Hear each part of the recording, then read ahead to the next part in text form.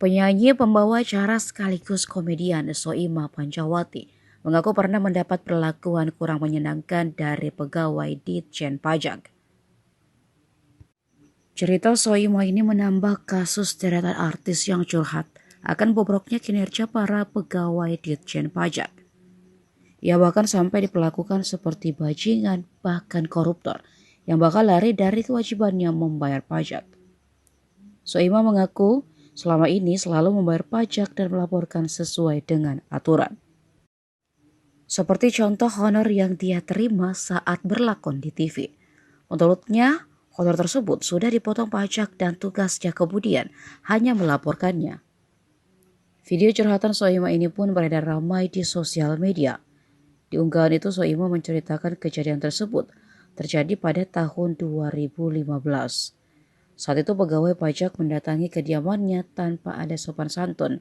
Permisi, langsung buka pagar dan sudah berada di depan pintu rumah. Soimah pun mengaku merasa dicurigai akan melarikan diri atas perlakuan tersebut.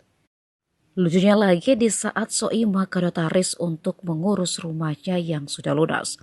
Orang pajak justru tidak percaya jika harga rumah Soimah sebagai pekerja seni hanya 430 juta rupiah.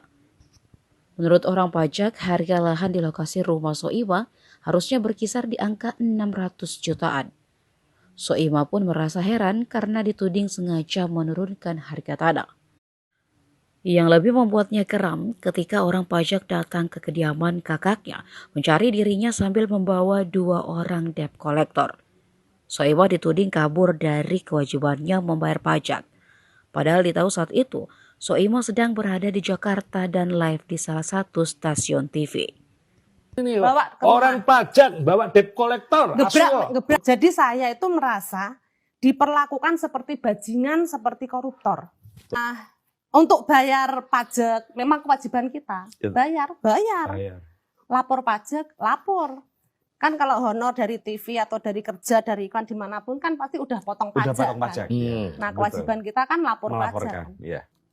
Gitu loh. Jadi saya itu merasa diperlakukan seperti bajingan, seperti koruptor. Betul. Gitu, Umpamanya Bi. Misal gini, jadi semua bukti-bukti ini saya tak kumpulin Pak. Bukti potong pajak ya. Bukti terus atau misalnya gini, tahun 2015 ya, jadi datang ke rumah orang pajak yang buka pagar tanpa kulon-kulon, tiba-tiba udah di depan pintu, yang seakan-akan saya tuh mau melarikan diri.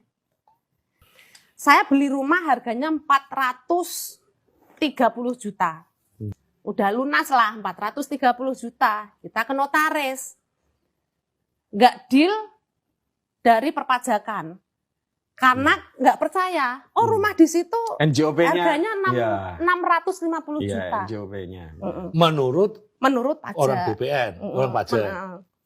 Loh, tapi kan laku tuku iki 430, jadi dikira saya menurunkan harga. Padahal di dilane ono, kuwi notane ono. Nggak mungkin mosok Soimah kok tuku omah kok harga 430 juta.